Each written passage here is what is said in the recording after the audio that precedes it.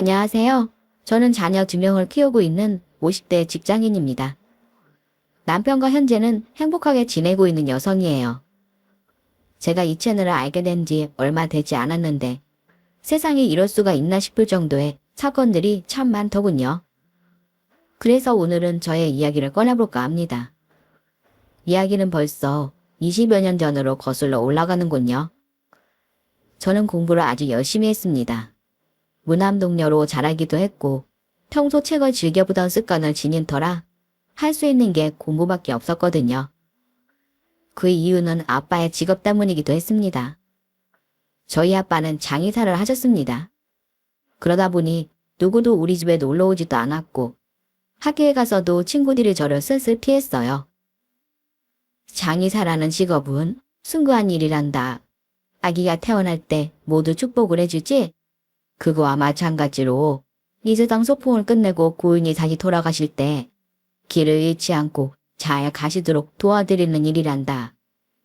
절대 무섭거나 두려운 일이 아니야. 사람들은 죽음에 대해서 두려움을 가지고 있기 때문에 그런 거지. 너는 다른 사람들 시선에 신경 쓰지 마라. 엄마는 제가 상처를 받을까봐 항상 아빠의 직업의 중요한 점을 이야기해 주셨습니다. 저의 유일한 친구는 책이었어요. 친구들이 산으로 들로 놀러 다닐 때 저는 항상 책만 읽으면서 지냈습니다. 그러다 보니 자연스럽게 공부도 잘했고요. 대학을 진학하는 고민을 했을 때 아빠와 처음으로 제 진로에 관해 이야기를 해주셨습니다. 장의사가 이미 돌아가신 분들의 영혼을 달래는 일이라면은 의사는 아직 명이 다하지 않은 사람들을 도와주는 일이란다. 너는 우리 집안 사람이라 그쪽 일을 하면 아주 잘할 것 같구나. 그래, 의사가 되어보는 건 어떻겠니? 사실 학자가 되는 것을 꿈꿔왔습니다. 온종일 책 속에 파묻혀 있는 것이 아주 좋았거든요. 학자로서 작가 활동도 하고 싶었습니다. 그래서 아빠의 이야기에 고민하게 되었지요. 그래, 네 꿈이 의사가 아닌 것은 알고 있다. 그럼 이렇게 해보는 게 어떻겠니? 일단 너는 성적이 되니까 의사가 되었다가 네가 도저히 적성이 안 맞는다고 생각이 되면 언제든지 그만두렴. 엄마 아빠는 네가 행복해 지내는 게 제일 좋단다. 그런데 내가 보기에는 너는 항상 생명과 관련된 일을 해야 할 것 같구나. 아마도 부모님께서 강요를 하셨다면 저는 반대를 했을 겁니다. 하지만 일단 성적이 아까우니 의대를 진학했다가 도저히 적성이 안 맞으면 언제든 그만두라는 부모님의 설득에 넘어가 버리고 말았습니다. 의대에 들어가서는 적성을 따질 겨를도 없었습니다. 처음 2년 동안에도 봐야 할 책이 너무 많았거든요. 게다가 전국에서 공부 잘한다는 애들이 모여있다 보니 조금만 한눈을 팔면 바로 하위권을 밀어넣기에 길을 쓰고 공부를 해야만 했네요. 그러면서 저를 의사의 길로 인도하는 큰 계기를 맞이하게 되었습니다. 바로 의대의 제일 큰 고비인 해부학 시간이었어요. 본과 1학년에 해부학을 들어가는데 선배들이 이것으로 많이 겁을 주었습니다. 웬만한 애들은 다 토하고 기절을 하는 애들도 있다더군요. 꽤 많은 학생이 이때 시체 트라우마 때문에 의사를 그만두는 일도 비일비재하다고 하더라고요. 드디어 해부학 당일이었습니다. 해부학실은 시체를 처리하는 포르말린 냄새가 가득했습니다. 들어가기도 전에 대부분 학생들은 그 냄새에 적응을 못해서 벌써 토하는 애들, 하얗게 질리는 애들 등 다양하게 있었어요. 그런데 저는 이곳에 느낌이 너무 익숙했습니다. 왜 그런지 가만히 생각을 해보니까 이 냄새는 우리 집에서 많이 나던 냄새였거든요. 그래서 그런지 집에 온 듯이 익숙한 기분이 들더군요. 그러다 보니 그곳에 처음 들어갔을 때 마음이 차분해졌습니다. 들어간 곳에는 항구의 시신이 있었습니다. 저는 그분에게 마음속으로 명복을 빌어드렸습니다. 그러자 약간의 두려움도 사라지더군요. 자, 이분은 우리의 의술을 위해 마지막까지 숭고한 일을 해주시는 분입니다. 모두 묵념으로 감사 인사를 드리도록. 그때부터였습니다. 사방에서 토하고 울고 어떤 아이는 기절까지 하는 게 아니겠어요? 교수님은 익숙하신 뒤 조교들에게 애들 관리를 부탁하시더군요. 그렇게 한 차례 소동이 끝나자 학생의 반이 밖으로 쫓겨났습니다. 교수님은 차분하게 여태까지 책으로만 배워왔던 것이 실제 어떤 모습을 하고 있는지 보여주셨어요. 그리고 그 사이 또다시 반 이상이 쫓겨났습니다. 이제 남아있는 학생은 10명도 되지 않았어요. 그리고 그중 여자는 제가 유일했습니다. 5명이 끝나자 교수님은 이야기하시더군요. 자, 오늘 수업은 여기까지네. 그런데 몇 명은 아주 강심장을 가지고 있군. 그래, 직접 한번 만져볼 지원자 있나? 사실 만져보고 싶었지만 너무 튀는 것 같아서 뒤에서 가만히 보고만 있었습니다. 그런데 몇몇 친구들은 손을 번쩍 들더군요. 저는 그런 친구들을 유심히 바라봤어요. 그 친구들이 앞으로 저의 제일 큰 경쟁자였으니까요. 처음에 한 친구는 호기 있게 다가갔습니다. 그런데 손이 떨리는 건 어찌할 수 없더군요. 메스를 들고 있는 손이 덜덜 떨렸습니다. 그러다 보니 순식간에 실수를 하더군요. 곧 난장판이 될 수도 있었습니다. 너무 순식간에 일어난 일이라 교수님도 대응을 못하고 있으셨고요. 저도 모르게 급히 다가가 그분을 수습해드렸습니다. 이미 세상을 떠나신 분이지만 그렇게 해서는 안 되는 거니까요. 몸에 자연스럽게 배어있던 일이었던 것 같습니다. 가끔 아빠가 하는 작업을 몰래 훔쳐봤기에 저는 능숙하게 처리를 할 수 있었습니다. 다른 친구들은 저의 그런 모습을 보면서 마치 괴물을 보는 것 같은 눈빛을 하고 있었습니다. 자네, 혹시 다른 곳에서 배워온 거 아닌가? 한두 마리 솜씨가 아닌 것 같은데. 정말 특이한 친구 한 명이 들어왔군. 저는 그 뒤로 교수실에 끌려가서 단독 면담도 해야 했습니다. 물론 교수님한테도 아빠의 직업이 장의사라는 이야기는 드리지 않았어요. 그냥 저도 모르게 손이 갔다고 이야기를 드렸지요. 그날 이후로 학교에서는 제가 유명인사가 되었습니다. 원래 소문은 점점 부풀려지잖아요. 저는 동기들 사이에서 강철녀라고 불리더군요. 강철 심장을 가지고 있는 소유자라고 떠들어댔습니다. 교수님들 사이에서도 그날 이후로 저를 약간은 특별 대우를 해주셨어요. 항상 한 단계 더한 것을 요구하셨지요. 물론 저는 그런 일도 훌륭하게 소화를 해냈습니다. 친구들 사이에선 여러 가지 반응이었습니다. 일단 시기 질투를 하는 무리가 있었지요. 제가 몰래 미리 예습을 해온다는 둥, 다른 학교에서 배우고 다시 학교로 들어왔다는 둥, 온갖 헛소문을 퍼뜨리는 부류가 있었고, 다른 부류는 저를 추종하는 무리도 있었습니다. 궁금한 것이 있으면 항상 저에게 물어보고, 실습을 하는 날에는 저와 같은 조가 되려고 제비뽑기도 하면서 어떻게든 저와 친하게 지내려고 노력하는 부류가 있었어요. 하지만 이마저도 속하지 않는 친구들이 있었습니다. 항상 멀리서 저를 지켜보고만 있었어요. 저도 걱정이 됐습니다. 저러다가 의대를 포기하는 게 아닐까 생각이 들더군요. 그래서 어느 날 저는 결심을 하나 했습니다. 오늘부터 우리 공부는 여기서 할 거야. 자신 없거나 빠지고 싶은 사람은 지금 빠져도 돼요. 저는 그런 친구들만 따로 모아서 공부 모임을 하나 만들었습니다. 장소로는 바로 해부실이었어요. 교수님께 특별히 부탁해서 하루 몇 시간씩 쓸 수 있게 했지요. 내가 보기엔 여러분이 이 냄새와 분위기에 적응을 못하는 것 같아. 그래서 이 장소를 선택했어. 수시로 드나들면서 일단 익숙해져야 긴장도 풀려.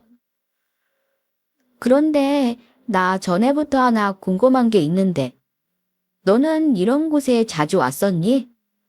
난 이렇게 있는 것만으로도 소름이 돋는데 너는 정말 아무렇지도 않아? 그건 비밀이야. 그리고 난 이런 곳이 어렸을 때부터 아주 익숙해. 그 정도만 알아줘. 학교에서는 난리가 났습니다.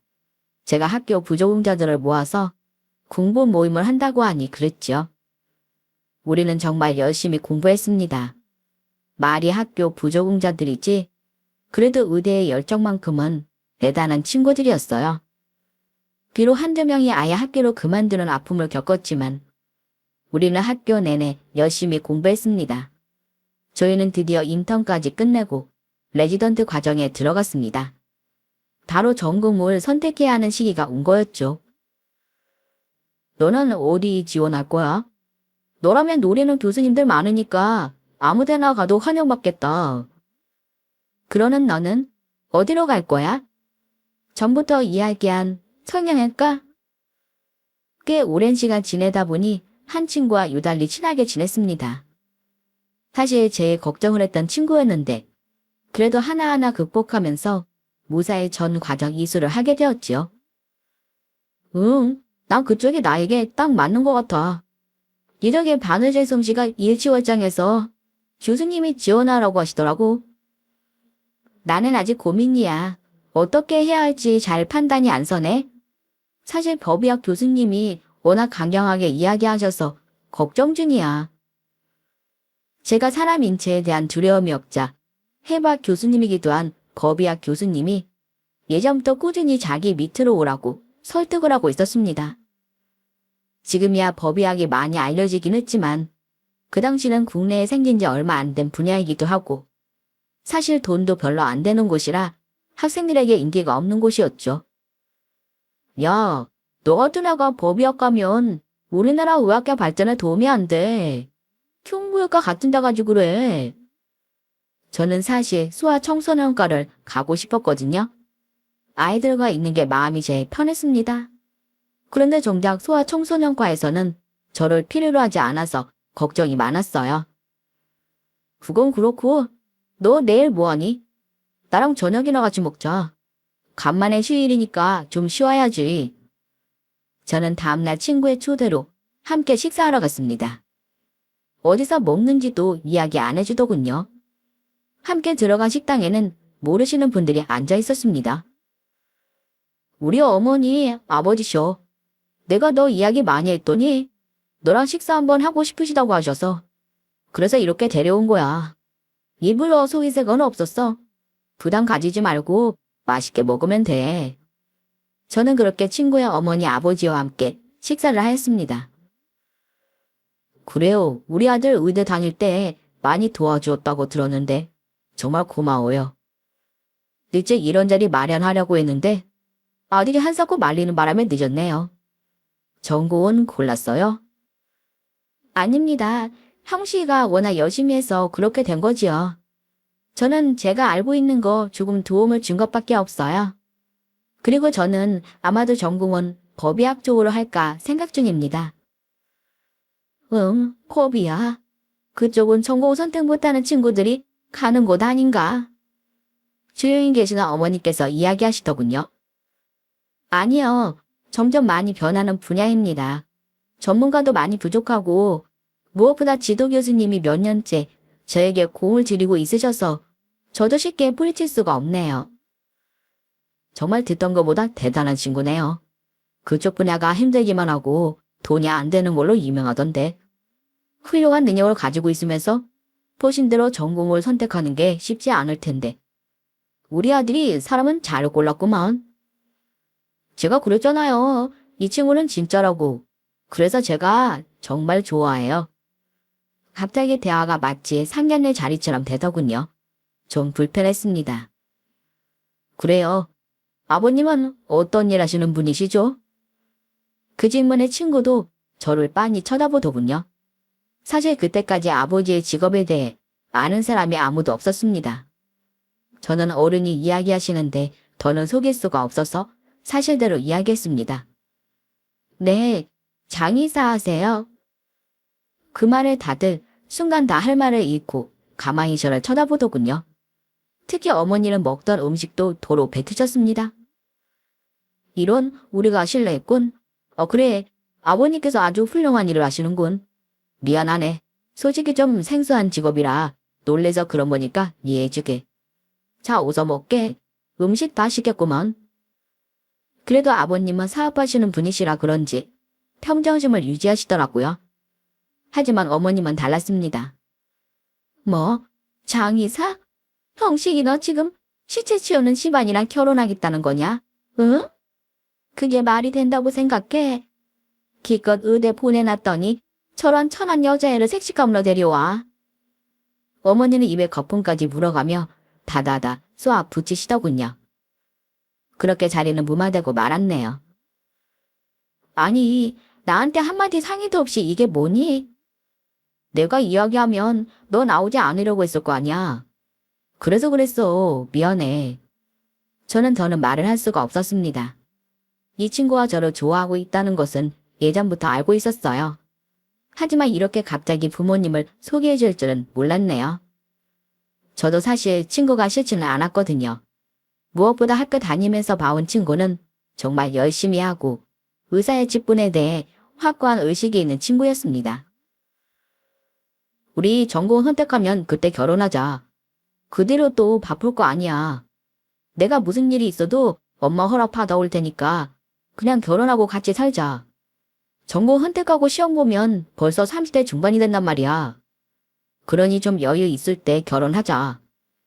친구는 저에게 결혼을 서둘자고 졸랐습니다. 저도 만약 결혼이라는 걸 한다면 이 친구와 하고 싶은 마음은 있었어요. 하지만 아까 어머니의 반대가 마음에 많이 걸리더군요. 지금까지 살면서 많이 봐온 반응이라 상처를 받거나 하진 않았지만 저렇게 반대하시니 당황스럽긴 했습니다. 그냥 거짓말을 해야 했으려나 생각도 했지만 그래도 언젠가는 알게 될 텐데 차라리 잘 됐다고 생각을 했어요. 나중에 문제가 되느니 이참에 아버지 직업 때문에 끝까지 반대하시면 깨끗하게 잊고 살기로 마음먹었습니다. 너는 항상 네 마음대로 하려고 하더라. 가서 부모님 허락부터 받아와. 알았어. 문제없어. 그런데 왜 나한테도 이야기 안 했어? 부모님 직업. 나도 처음 들어서 놀랐어. 왜? 장의사가 어때서? 난 의사나 장의사나 한 끗 차이라고 생각되는데 다른 점이 거의 없어. 집에서는 다른 전공을 하라고 하시는데 나는 어쩐지 법의학 쪽에 관심이 가길래 어쩔 수 없는 집안의 내력이 아닐까 싶어. 나도 걱정이다. 엄마 아빠가 반대가 심하실 텐데. 저는 결혼보다 부모님께 법의학 전공을 한다고 설득하는 게 더 힘들었습니다. 결혼은 하면 그만이고 안 해도 상관없다는 생각이었거든요. 특히나 부모님 직업 때문에 반대하시면 저도 할 생각이 없었습니다. 엄마, 아빠, 나 전공으로 법의학을 하려고 해요. 나한테는 그게 맞을 것 같아요. 부모님은 제 이야기에 실망하는 눈빛이 역력했습니다. 제가 생명을 구하는 일을 하는 게 좋을 거라고 몇 번이나 이야기하셨기 때문에 결국 법의학을 선택한다고 하자 걱정을 많이 하셨어요. 우리는 네가 사람 살리는 일을 하는 거 보고 싶었는데 네가 그 일이 더 끌린다면 그것도 운명인 거겠지. 그래, 앞으로 아빠한테 그분들 좋은 곳으로 이끄는 방법도 좀 배우고 해라.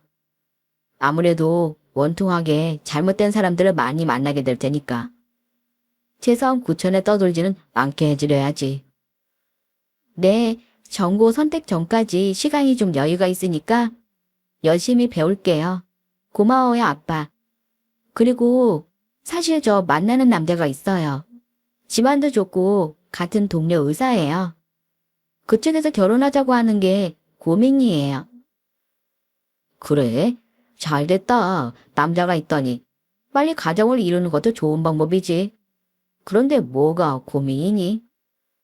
사실 그쪽 부모님을 얼마 전에 배웠거든요.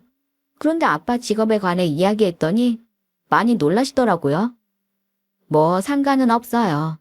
아빠 직업 때문이라면은 저 결혼 안 해도 돼요.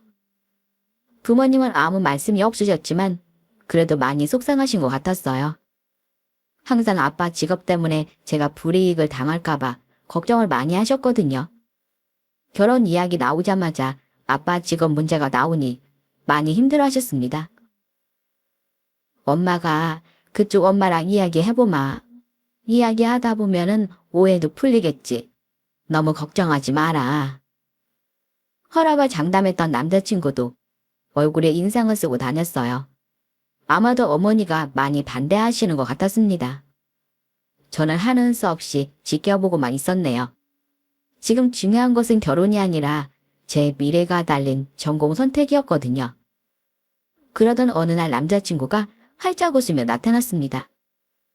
가족끼리 같이 식사하자. 우리 아버지가 설득하셔서 일단 상견례는 하기로 했어. 정말 다행이다. 장소랑 시간은 우리가 정해서 알려줄게. 남자친구는 벌써 허락을 받은 것처럼 좋아하더군요. 저는 걱정은 됐지만 그래도 한 번은 겪어야 할 일이기에 부모님께 말씀을 드렸어요. 그리고 며칠 후 우리는 상견례 자리로 나갔습니다. 어서 오세요. 오시면서 불편한 점은 없으셨습니까? 아버님은 밝게 웃으며 저희를 맞아주셨어요. 하지만 어머님은 자리에서 일어나지도 않고 뭐가 못마땅한지 고개를 돌리고 있으시더군요.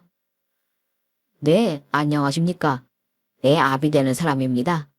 만나 뵙게 돼서 반갑습니다. 그런데 두 분이 인사를 하는데 엄마의 표정이 이상하더군요. 평소 화를 잘 내지 않으셨는데 많이 화가 나신 표정이셨습니다. 그런데 왜 그러신가 가만히 살펴봤더니 남자친구의 어머니를 뚫어지게 쳐다보며 분한 듯한 표정을 지으시더군요. 분위기가 이상해서인지 남자친구의 어머니는 이쪽을 쳐다보셨어요. 그러다가 엄마와 눈이 마주쳤습니다.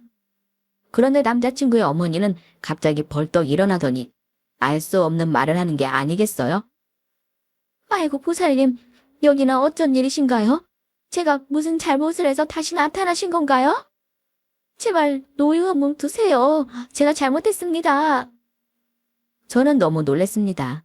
남자친구의 어머니는 무릎까지 꿇더니 엄마 앞에 기어가 연신 빌고 계셨어요. 하지만 엄마는 그런 모습을 보고도 화를 풀지 않으시더군요. 가자. 여보, 일어나요. 이 집하고는 연이 아닌 것 같네요. 너도 일어나라. 이 집하고 엮이지 말고 빨리 나가자. 저는 엄마가 그렇게 화를 내시는 모습을 처음 봤습니다. 엄마는 항상 평온한 얼굴을 하고 큰 소리도 내지 않으시던 분이셨어요. 그런데 갑자기 큰 소리를 내니까 저와 아빠는 깜짝 놀랐습니다. 그러더니 혼자 나가버리시더군요. 아빠는 어쩔 수 없이 엄마를 따라 밖으로 나가셨어요. 죄송합니다. 제가 나중에 찾아뵙겠습니다. 오늘은 이만 물러나야겠습니다. 저는 남자친구의 아버지에게 정중하게 인사를 드리고 자리를 빠져나왔습니다.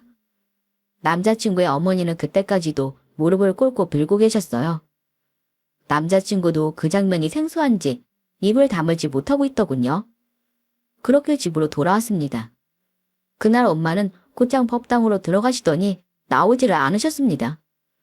그 모습을 본 아빠도 고개를 절레절레 흔드시더군요. 뭔가 사연이 있을 거라 생각이 들었지만 그래도 물어볼 수가 없었어요. 엄마가 그렇게 화가 나신 모습은 처음이었거든요. 저녁이 돼서야 엄마는 밖으로 나오셨어요. 한결 마음이 풀린 모습이었습니다. 얘야, 엄마랑 이야기 좀 하자. 당신도 이리로 오세요. 저는 그날 처음으로 엄마의 과거에 관한 이야기를 들을 수 있었습니다. 엄마는 유명한 무당이셨답니다. 어릴 때부터 시름시름 자주 앓았었다. 마침 마을을 지나던 스님께서 걷어주셔서 유명하신 무당 밑에서 지내게 되었지. 내가 어느 정도 안정을 찾자 신내림을 받았단다. 꽤 큰 신이 들어오셨지. 그래서 나는 어린 나이에도 대무당으로 불렸단다. 저는 많이 놀랐습니다. 엄마가 예전에 무당이었다니요. 그런데 아빠는 이미 알고 있는지 가만히 듣고만 있으셨어요. 처녀가 대무당까지 되었으니 금방 전국에 소문이 났단다. 나를 보러 줄을 설 정도였지. 근데 누군가 나를 이끌어줬어야 하는데 나한테 신내림을 해주신 무당도 내가 신내림을 받자 시름시름 앓으셨단다. 그만큼 내가 너무 큰 신을 받은 거야. 그래서 많은 실수를 하게 되었어. 너무 경험이 없었지. 그런 실수들이 점점 쌓이면서 나도 많이 힘들어졌다. 이 세계에 관여하면 안 되는 일을 해버린 거지. 아까 그 여자란다. 내가 정말 큰 실수를 하게 된 게 그 여자 때문이야. 엄마는 어느 날 남자친구의 어머니가 찾아왔답니다. 집안이 점점 안 좋아지고 남편도 원인 모를 병에 걸려서 수소문에서 점을 보러 왔다고 하더군요. 에이 못된 것. 네가 마음을 그렇게 쓰니 집안이 다 품이 벗어난 거지. 다 너 때문이야. 남 탓하지 마라. 당장 나가 못된 것. 엄마는 아예 내쫓았다고 하더군요. 그런데 그 말을 들은 남자친구의 어머니는 뭔가 알고 있었던지 거의 매일같이 와서 엄마에게 빌었답니다. 죄송합니다. 한 번만 살려주세요. 이번만 살려주시면 정말 착하게 살겠습니다. 남을 도우면서 평생을 보내겠습니다. 우리 남편 제발 살려주세요. 너 때문이라고 하잖아. 왜 여기 와서 그래? 네가 저지른 일 때문에 집안이 그렇게 된 거야. 당장 나가거라. 여기가 어디라고 행패를 부려? 나중에 안 사실인데 그녀는 재산을 노려서 시어머니와 시아버지를 끝내 죽음에 이르게 한 파렴치한 사람이었습니다. 재산을 얻는 데는 성공했지만 그 뒤부터 집안에 하는 일마다 안 되고 남편마저 시름시름 앓게 되자 엄마를 찾아오신 거랍니다. 그걸 한눈에 알아본 엄마한테 그녀는 거의 매일같이 찾아와서 살려달라고 애원을 했대요. 내가 구순해줄 텐데 그건 너 때문이 아니다. 네 남편과 아들은 아직 때가 아니라 내가 잠시 도와주는 거야. 그런데 내가 분명히 이야기하는데 너는 앞으로 네가 저지른 죄를 평생 갚으며 살아야 해. 평생 남들 도와주며 살지 않으면은 언젠가는 천벌을 받을 줄 알아라. 엄마는 그렇게 그 여자의 굿을 직접 해주었답니다. 얽힌 처연을 풀기에 쉽지 않아서 거의 며칠 동안 계속 굿을 하였고 굿이 끝나고 얼마 지나지 않아 그녀의 남편은 거짓말처럼 병석에서 일어나서 멀쩡해졌고요. 그런데 문제는 그 여자였어. 집안이 안정을 찾자 나랑 약속한 것을 다 무시한 거지. 내가 몇 번이고 경고했는데도 그 여자는 천성이 그런 여자였어. 남을 해코지를 하면서 사는 팔자였던 거지. 하물며 나는 그런 여자를 도왔다는 신의 노여움을 사서 더는 무당으로서 일을 할 수 없었단다. 간절하게 신께 빌어보았지만은 어느 신도 나에게 손을 내밀어 주시지 않으셨다. 나는 산에서 거의 죽을 뻔했지. 그때 네 아빠가 나를 발견해서 살 수 있었어. 나는 네 아빠가 장의사라는 말을 듣고 이것도 하늘의 운명이구나 느꼈고 지금 너까지 낳게 된 거야. 저 여자는 나한테 원수 같은 여자다.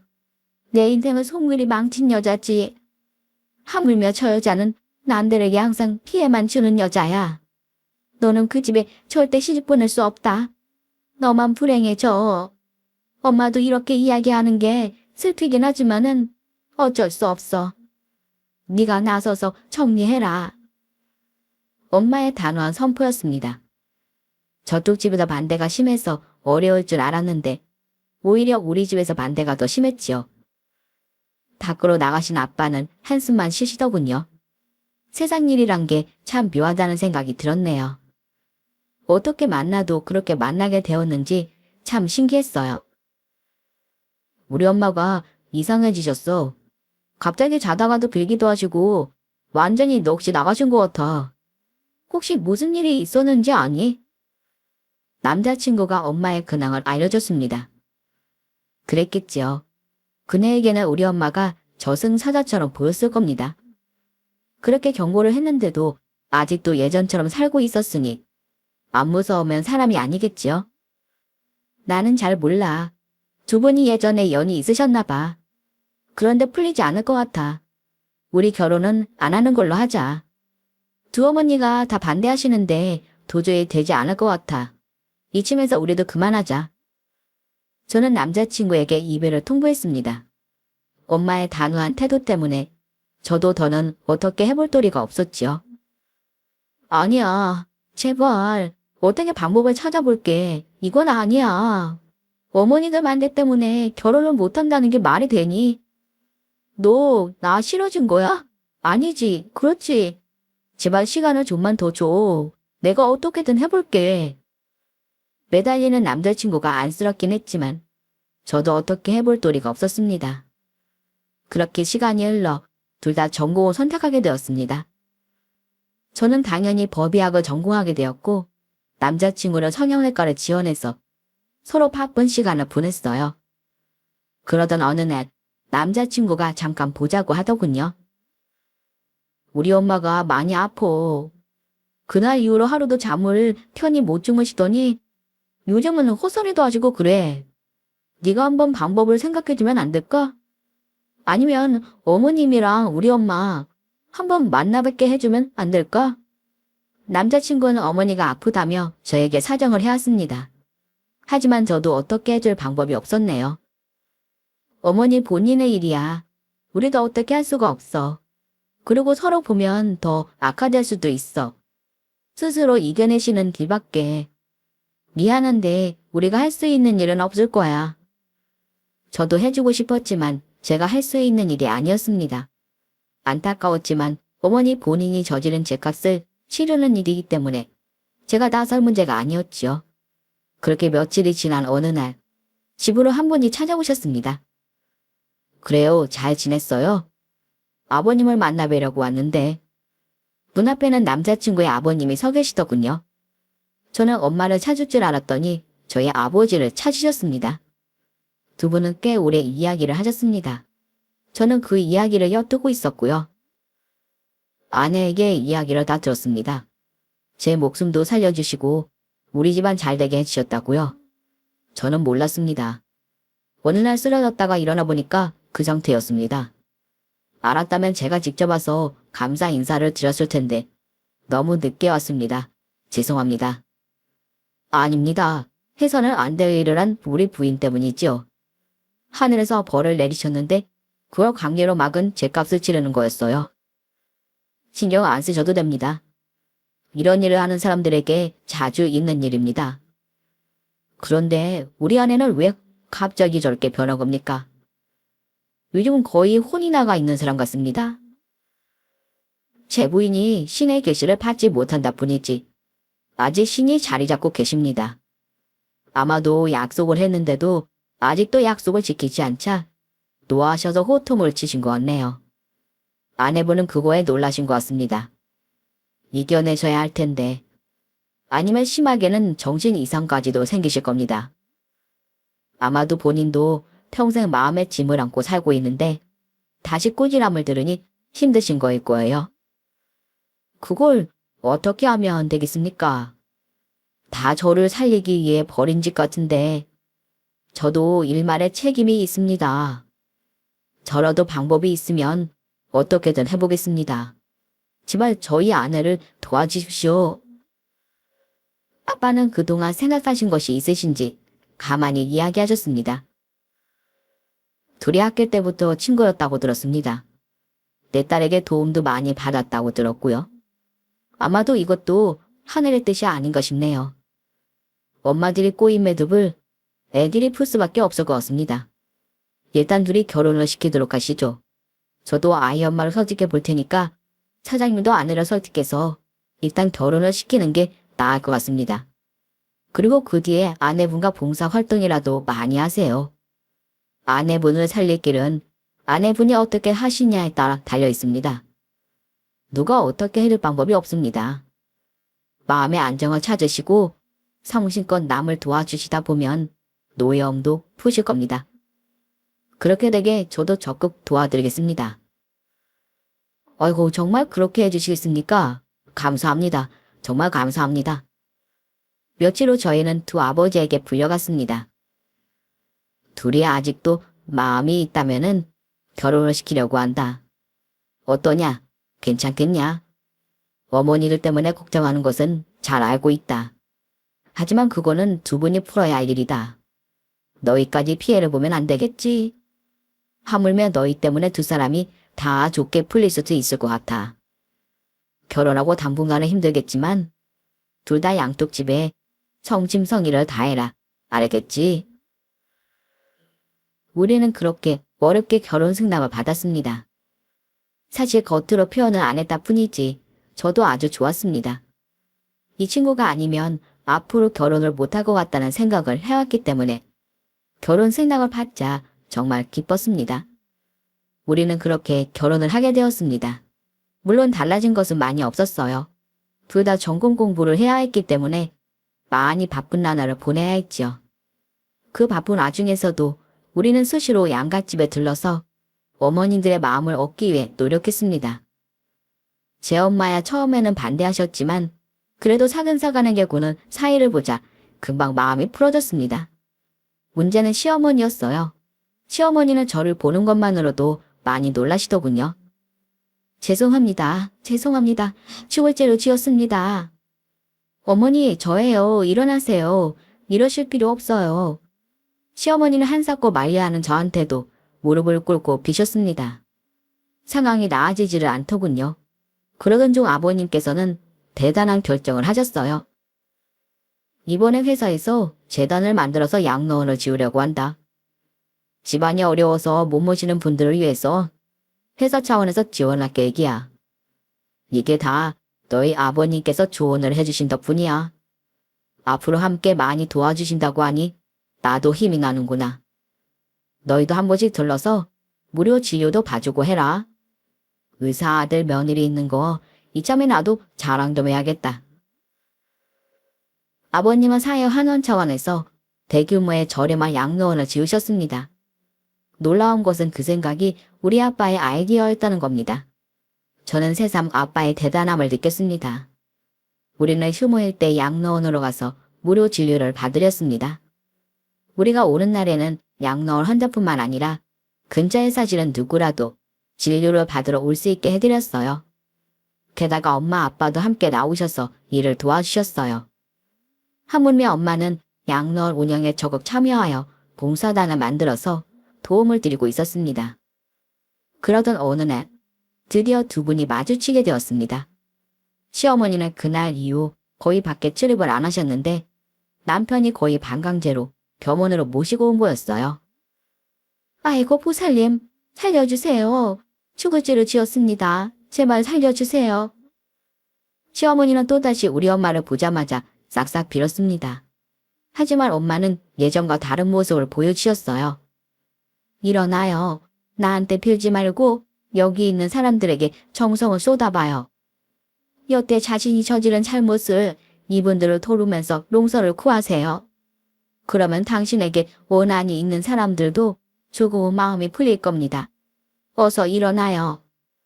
시어머니는 아직도 영문을 모르신 듯 쭈뼛쭈뼛 일어나시더니 조금씩 일을 도와주셨어요. 남편에게 들은 이야기인데 그날은 시어머니가 정말 오래간만에 잠을 푹 주무시더랍니다. 저는 다행이라고 생각했습니다. 지난 잘못이 있으면 열심히 용서를 구하는 길밖에 없다고 생각을 했거든요. 시어머니는 그 뒤로 거의 매일같이 양로원에 나가서 봉사활동을 했습니다. 우리 엄마 이야기라면 꺽뻑 주는 신용도 하셨죠? 그리고 어느 날 시아버지가 저에게 이야기하시더군요. 우리가 너희 집안에 많은 빚을 지었구나. 내 목숨도 살려주시고 집안도 잘되게 해주시고 또 아들은 네 덕에 의사로서 당당히 자리를 잡았고 이제는 내 아내도 살려주시는구나. 내가 이 빚을 살면서 반드시 갚으마. 고맙다. 정말 고맙다. 아니에요 아버님. 가족끼리인데요. 아마도 하늘에서 우리를 가족으로 만들기 위해서 그렇게 시련을 주신 게 아닌가 싶어요. 앞으로 열심히 살면 되겠죠. 저도 혼자 컸고 남편도 혼자 컸던 터라 양쪽 집에서는 아들과 딸이 하나씩 생긴 것으로 여기고 잘해주셨습니다. 두 분은 지금 어떻게 지내시는지 궁금하시죠? 좀 황당하지만 두 분의 관계가 역전이 된 사건이 생겼습니다. 바로 제가 출산을 하면서부터였죠. 제가 아이를 가질 때쯤에는 두 분의 관계가 많이 좋아졌어요. 두 분 다 자주 얼굴을 보면서 봉사활동을 하니 많이 편해지셨습니다. 그래도 항상 저희 엄마가 우위에 있긴 했네요. 그런데 아기가 태어나자 갑자기 전세가 역전이 되었습니다. 이리 주세요. 아니 딸내미 키워보셨다는 분이 아이를 그렇게 못 봐요? 큰일 나겠네. 그렇게 안다가 애 떨어지면 어떻게 하려고? 이리 주세요. 아니 애가 예뻐서 그런데 좀만 안고 있을게요. 나중에 안 사실이지만 저를 거의 아빠가 키우셨다고 하더군요.